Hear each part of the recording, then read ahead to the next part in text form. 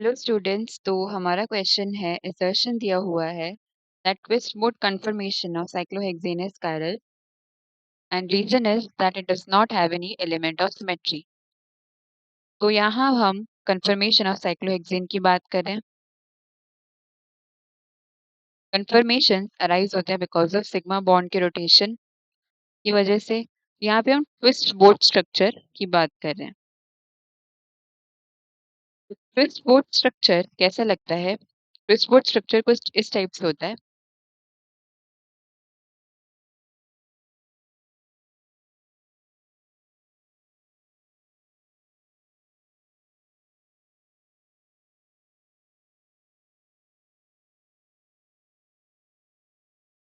जो वेज वाला है ये मतलब अबव द प्लेन है,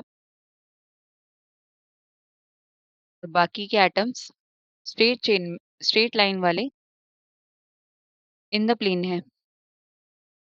बाकी जगह क्या है? हाइड्रोजन है एक्सियल और इक्वेटोरियल पोजीशन पर।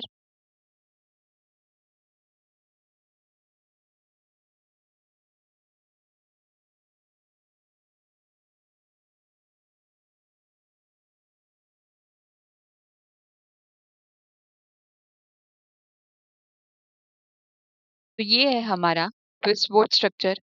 तो इस ट्विस्ट बोट स्ट्रक्चर में अगर हम प्लेन ऑफ सिमेट्री ढूंढना चाहें तो वो हमें दिखेगी। प्लेन ऑफ सिमेट्री का मतलब है ऐसा प्लेन जो हम इस मॉलिक्यूल में से पास करें और ये हमें क्या दे दे? मिरर इमेजेस दे दे। तो अगर हम सपोज सेंटर से एक प्लेन लेके जाते हैं,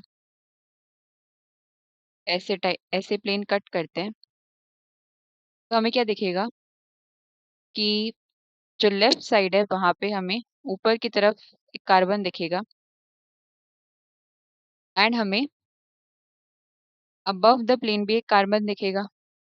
लेकिन राइट साइड पे ऐसा कोई मिरर इमेजेस का नहीं है, हमें ऊपर की तरफ कोई कार्बन नहीं दिखेगा। तो यानी कि प्लेन ऑफ सिमेट्री ये वाला प्लेन तो नहीं हो सकता। सिमिलरली अगर हम कोई और प्लेन भी देखें, अगर हम सपोज ऐसे हॉरिजॉन्टल में एक प्लेन पास करवाएं, तो क्या होगा? अगर हम ये वाला प्लेन यहाँ से पास करवाएंगे तो यहाँ से बीच में से कट करता हुआ जाएगा। तो यहाँ हमें ऊपर की साइड अबव द प्लेन एक कार्बन दिखेगा, लेकिन इसके मिरर इमेज में हमें नहीं दिखने वाला है। यानी कि ये दोनों क्या है? प्लेन ऑफ सिमेट्री नहीं है। तो ऐसा कोई भी प्लेन यहाँ पे पॉसिबल नहीं है जो मिरर इमेजेस में कट कर पाए इस पूरे मॉलिक्यूल को। यानी कि यहाँ पे प्लेन ऑफ सिमेट्री एब्सेंट है।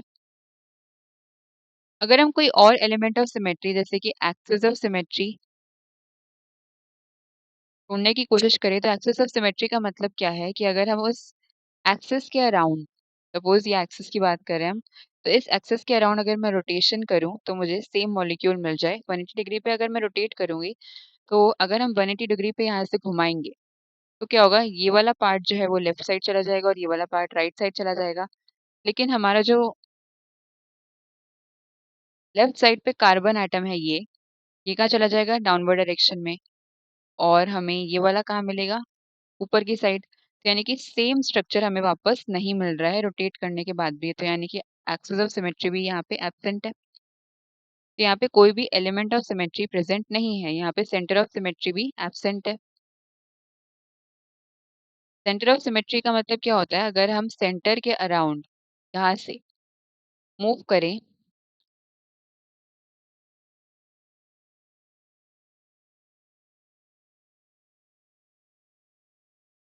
इस सेंटर के अराउंड अगर हम मूव करें तो हमें सेम एटमॉस्फेयर मिलना चाहिए। तो हम अगर हम ऊपर की तरफ जा रहे हैं तो हमें कार्बन एटम मिला, हम डाउनवर्ड की तरफ जाएंगे तो इस तरफ हमें कोई भी कार्बन एटम नहीं मिल रहा है। राइट, तो अगर हम सेम डिस्टेंस से मूव करें तो हमें सेम टाइप का एनवायरनमेंट नहीं मिल रहा है। तो यानी कि यहाँ पे सेंटर ऑफ सिमेट्री भी क्या है? एब्सेंट है। और सेंटर ऑफ सिमेट्री भी अगर एब्सेंट है तो यानी कि यहाँ पे कोई भी एलिमेंट ऑफ सिमेट्री प्रेजेंट नहीं है। तो ये क्या हो जाएगा? कायरल मॉलिक्यूल हो जाएगा। यानी कि असर्शन यही कह रहा है कि ट्विस्ट बोट कंफर्मेशन जो है कायरल है, विच इज करेक्ट। एंड इसका रीजन है कि it does not possess any element of symmetry. तो यानी कि हमारा रीजन जो है वो भी करेक्ट है। तो हमारा आंसर क्या आ जाएगा? Option 1, both assertion and reason are correct, and reason is the correct explanation of assertion। Thank you.